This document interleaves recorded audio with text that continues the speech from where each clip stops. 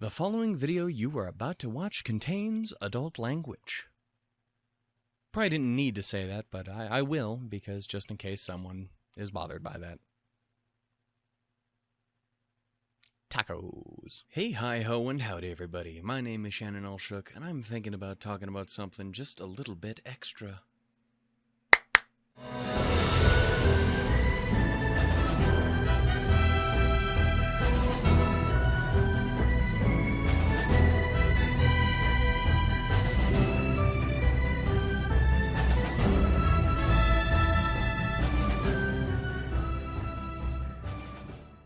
Hey, hi, ho, and howdy, everybody. My name is Shannon Alshook, and that's right, we're back. It's Nomad of Nowhere. Also, do you like the new intro thing that I did? I liked it. I thought it was clever. Absolutely, probably might have seen someone else do that and possibly have stolen the idea. I might have. I did. I done did it. I'm the worst. Anyway, point is, that's right, boys and girls, it is another week, and that means it is another episode of Nomad of Nowhere, and as you can tell, my disposition towards this recent episode is significantly more different in a good way than the last one. And again, I can't stress this enough. I really can't, because I hate being negative in any way, shape, or form, and the last episode was fun. It was a good time. It was an episode of motherfucking. It was a more kid-friendly version of an episode of Camp with magic, though. And that was okay. That's fine. That's great. That's awesome. I'm totally okay with that. That being said, ooh, the show can be really good when it tries to. Fucking A. Goddamn right. Yeah. So, long story put, very, very short. This is absolutely by far my favorite episode of the season, of the show, of all that so far. I fucking loved it, especially after coming off of the last episode, which again, I liked, but the having nothing to talk about, having nothing of real substance that happened, really did take me out of it. It's one of those things, I'm curious if, because I know I'm not the only one who felt that way, at least in a lot of ways. I saw people that, like, they weren't against it, it's just they liked having a story. Like I did. Like, I like having a story. And there really wasn't one in that episode. I'm curious if, I was gonna call him the Krubby, but it's not Krubby, because it's not... God damn it. I'm curious to see how RT take that in the future, if they end up taking that and going like, hey, maybe less of that. Again, we've gotten one episode of that, so let's move on. Let's talk about the actual episode that happened. Yeah, so this episode we're talking about is episode 5, also titled The Kindness of Strangers. And boy, is a fun one. It really is. I loved it so much. Like, there's a lot of things to like about it. The thing is, I'm terrible at recalling information, so I'm gonna have trouble actually discussing my thoughts on it. Same reason episode 13 Ruby's not out yet. Anyway, point is, yeah, no, again, I want to apologize for that as well, because let's just say, between Cinder and Adam, there's so many things for me to talk about in that fucking episode, and it's just gonna go on forever, and I'm scared to even try to start. Anyway, in this episode, it's pretty self-contained in its location and all of that. It's pretty, like, a lot happens, but also not a lot happens. It's one of those really interesting things. Anyway, the episode starts off with our boy running off in the desert, being chased down by Scout and Toph, who, you gotta give them credit, they at least know how to fucking keep up with them. They may be somewhat the Team Rocket of this fucking show, but, I mean, they try a little harder, I think. Anyway, point is, chasing down the Nomad through the desert, as Scout and Toph probably could have worded that better. Definitely could have. Anyway, and the Nomad ends up running headfirst into the carriage of an old Undertaker by the name of, I don't know, but for the sake of just this episode, I'm going to call him John Reisinger. I'm not even going to lie. That's immediately what I thought when I saw the thumbnails. I'm like, fucking Risemongler in this goddamn show? What the? Nobody told me? And then I realized it was Shannon McCormick, and from one Shannon to another, my good sir. You are the better Shannon voice actor. Anyway, point is, so yeah, he ends up running into this very friendly caretaker who ends up allowing him to kind of hide away in one of the caskets and long enough for the Undertaker to distract Scout and Toth and basically send them on their way and keep them off the Nomad's trail. And sadly, that's all we see of Scout and Toth in this episode. It really is, they're just there for a second and they're gone. That being said, what they have with everything else makes up for it. More than makes up for it, damn. So anyway, after that, the Undertaker they end up chatting, well, is chatting as much as a fucking mute and someone who is not a goddamn mute can. And they end up going on for a while, and he's like, well, hey, it's a dangerous place out here. I'm an Undertaker. I mean, it's a great business considering all the bounty hunters and shit. That being said, I mean, hey, you seem like you're having a rough time of it. How about I help you out? You stow away in the casket. I'll help take you to safety and help you get across the whole this side of nowhere. Only he doesn't sound nearly that attractive. No, that's just me, baby. Okay, goddamn. I'm out of breath. Dude, the fucking heat has been murdering my soul the last 2 days. It's absurd. I'm boiling in my own skin, and I hate it. And then I keep looking at the thermometer, and it's like 50 degrees. Like, the fuck you is. Bitch, it feels like it's 112 in this bitch. Anyway. So, yeah, and the Nomad ends up agreeing to this. Ends up agreeing to kind of stow away in the Undertaker's carriage. And ends up... the Undertaker gives a very quick and ominous as fuck, oh yeah, it's gonna be a bumpy ride, because like you could tell immediately that motherfucker was gonna be a villain, which I actually really like. That's one of the big things I like about this episode is the Undertaker. He is a legitimately kind of intimidating, creepy motherfucker, despite being by far the least intimidating motherfucker in the show. I mean, you have characters like the Ranch Hand, even fucking Big Jib later on in this episode, who is not scary, but he's big, and that's the thing. He could crush me in his hands, but I'm still gonna be more scared of the Undertaker because he's just kind of fucking loopy, and I don't like it. Got a very Daniel from Camp vibe, and I love that, and I'm okay with it. Anyway, so yeah, the Nomad ends up stowing away in there, ends up popping out a bit later, like, hey, did we make it? And when he gets there, he realizes he's in the middle of nowhere, not like as in the, I mean, technically still as in the country. Okay, RT, the name of your place is going to make it very complicated for me to describe locations sometimes. Anyway, in the middle of nowhere, by every sense of the word.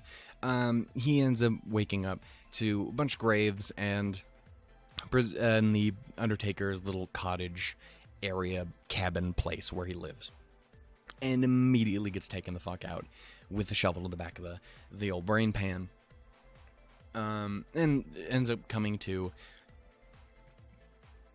trapped in a dungeon with skeleton hands and shit. And it's, yeah, no, again, it is.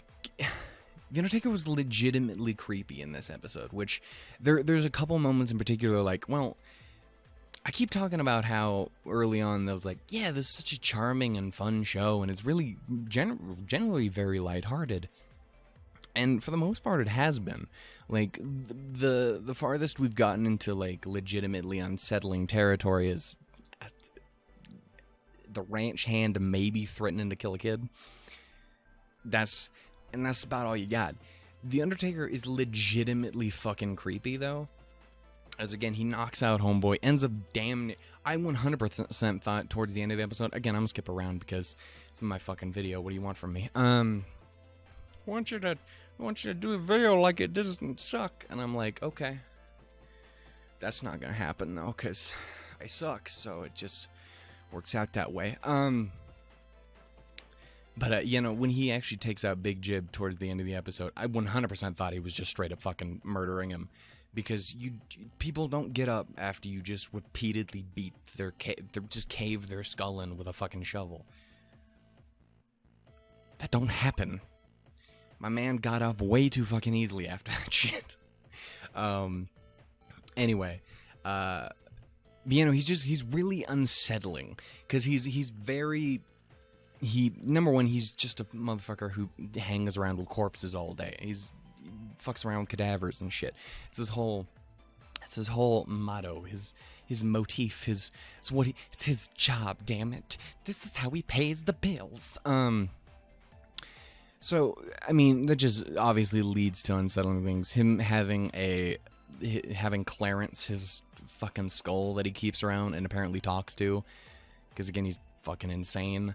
And just his complete disregard for especially the life of anything that the Nomad creates. Like how he just goes all out with just smashing the ever-loving shit out of the pocket watch or whatever when the Nomad brings it to life. Anyway, he wakes up down in the back. Get back on track. He wakes up down in the basement, in there with the Undertaker, and basically the rest of it comes down to a big discussion between the Undertaker and the Nomad. Again, discussion in quotation marks. I mean, the Nomad does give him a hard no. And I mean, that it's not words, but it says a message. Anyway, and basically the whole thing comes down to the reason he ended up nabbing the Nomad is he's very interested in magic, whereas bounty hunters in the past so far have been very like, hey, would you want to get the money? He, on the other hand, was very much like, hey, I want to know how this magic works. I want to harness it if I can. I'm interested. It intrigues the ever-loving fuck out of me. He goes on to explain at least a little bit about the past of Nowhere. Ends up name-dropping both El Rey and the Yadala. Which is something that I never actually considered before, but after watching Eruption Fang's video on it, watch my mans if you don't already, because we don't agree on everything, but the motherfucker knows his shit, generally speaking. Also, funny every once in a while. Anyway, point is, better fucking show than I do, damn. Anyway, ends up going on to discuss the Yadala being, people who were very fascinated they were somehow very well tied into the magic, and kind of mentions El Rey and how in the past before El Rey it almost seemed like specifically he was saying before El Rey showed up, magic was the big thing, and it wasn't until after he showed up that it kind of stopped. So again, I don't know if that's just reading too far into it, or if, again, he legitimately did have something to do with it. I guess we will have to wait and see. I did read the title of the next episode, so we're gonna have to wait and see. I thought it was an interesting, and it definitely does raise questions about then, because we do know the only two conferred members of the Yadala that we know of are Toph and Null. Of the Dandy Lions and co. And it definitely does raise questions, especially considering Scout's discussion in, I think it was episode 3, where she mentions her, doing it for the Yadala, her, in the end, tracking down the Nomad for their benefit. So it definitely does raise questions as to that, especially if they are the people who primarily, care about magic these days. It's just an interesting thing to think about. God damn. And the Undertaker ends up pulling out excuse me, ends up pulling out this old spell book that he can't actually read, but he's very interested in learning, like, how to bring it back, what it does, how it's done. He ends up not name dropping, but class dropping, perhaps, necromancers and stuff like that. And and ends up going so far as to, kind of threaten to dissect the Nomad to see what makes him tick. Can anyone just do magic, or do you gotta be special? Do I gotta cut into your fucking heart to see if I need a good heart to get it to do? That's the thing is, my man asks a fuck ton of questions in this episode, and very few of them get answered. Like, he asks, why the Nomad gets so attached to his creations. Are they there to protect him? Is he there to protect them? Who knows fucking anything? I don't know, but the fact that people are asking it in the show itself makes me feel like we're probably gonna work our way towards answering some of those questions. During this time, again, I mentioned, he ends up bringing to life both a little music box, which, can I just say, the music box is fucking best critter in the whole goddamn show so far. Just the way it jingles and jangles when it moves. It's fantastic. Also, Mission Impossible pocket watch is great too. While it lived, and then it died. It's also here that we get a bit more confirmation on the limitations of the Nomad's powers, because he ends up trying to bring things like the key to life and can't. And it seems like almost like the Nomad doesn't fully understand his powers as well, because I know at one point the Undertaker, I can't remember if it's when he mentions that he can't do it too. They can't bring things back to life rather than just bring things to life in the first place. Like, he wasn't able, again, we don't know 100% why he wasn't able to affect the range hand's arm while it's connected to him. I assume there's I always kind of viewed it as like, almost like how you have your aura in Ruby. You got your intrinsic life energy or some shit, that while it's connected to you, it's considered a living thing, so you can't do it. That would be my guess. I don't know. Again, who knows? Could be some shit pertaining specifically to something that comes out of the Iron Border or something like that. In the end, we're just going to have to keep watching to see. But if it's what I said, then I called it, and y'all should buy me a motherfucking chocolate sundae. But, he ends up trying to bring the bones and stuff to life and makes a joke about, or Homeboy ends up making a joke about bringing poor Clarence to life. But, he finds out that he can't. And again, it seems like he doesn't know his powers he doesn't fully understand them himself. Because, again, I believe he asks him, well, did you know that you couldn't do that or whatever? And he kind of gives a kind of shrug, or almost, I don't know, I'll have to rewatch the episode, probably butchering that whole fucking scene. But I don't know, I find it very interesting, and I like that we're getting more information in regards to limitations and just how shit works, because I'm a sucker for world building and fucking rules in fiction. Fuck out my life business, rest of the world. I don't know what that means either. Anyway, after this kind of ends, the Undertaker ends up getting called up with a come and knock on our door. Fuck it. Anyway, point is, he ends up getting called upstairs with a knock at the door, and this is where that big jib fella I mentioned before ends up coming in. Also, one thing I do want to talk about, which God damn it, I'm terrible.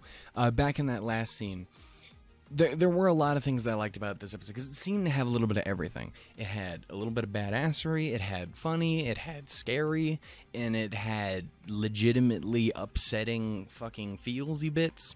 And one of them was, again, when the Undertaker freaks out and breaks the pocket watch and gets really shitty about it, and you just see the Nomad just feel sad about the stopwatch dying, and you see his eyes and they're all kind of shaky and and you're just, it's fucking upsetting. Don't do my man's and or my woman's and or my demon. I don't know what the fuck he is.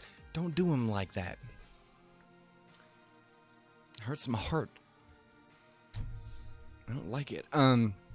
Anyway, from that point on, the Undertaker is upstairs dealing with Big Jib, voiced by the muscular. I'll give him that. the muscular Blaine Gibson, who ends up bringing over just another dead bounty hunter trying to hunt after the Nomad, who ended up getting taken out by some arrows. I'm curious to know what it was in particular that was shooting those arrows. So other bounty hunters. Curious to know, perhaps it's the Yadala. Again, they seem to be reminiscent, at least, kind of more of a Native American, American Indian sort of, heritage, sort of. I don't... It's a race... Moving on. Anyway, questions is what I have. Anyway, point is, they end up dealing with that. And while that happens, our little music boy ends up escaping up to the upstairs, going after the skeleton key. Ends up making too much noise again because he's a music box and makes little jingle jangles when he walks. Ends up getting the key, getting it all the way down to the Nomad, who ends up being freed. Not without, of course, setting off Big Jib, who in turn gets taken out again pretty quickly by the Undertaker with just absolute brain damage, causing shovel smacks to the cranium. After that point, the Nomad picks up the music box, goes upstairs, and ends up running into the Undertaker, who now has Big Jib's shotgun and is basically holding him back like, fuck that, now you go, I got shit to do, I'm learning about the magic and shit, so you don't do that. And it's during this little scuffle of theirs that the music box ends up breaking, and it's at that point, after the Nomad's second critter ends up dying, he goes from just being sad to getting legitimately fucking angry. And again, for a character that's as adorable as the Nomad is, that moment where you just see him, he's just finally fucking had it, and he just lets off that one huge thunderous fucking clap and just brings everything in the room to life. He's just fucking glaring at him and shit. I don't know. It was really fucking good. I liked it. I liked it a lot. And I'm very interested to see more on that. Again, to, fucking leech off of Cole's fucking discussion. He was always, again, very adamant about the idea of the Nomad that we see in the Wanted poster, the scary Nomad, the No-Mad, if you catch my shitty fucking joke.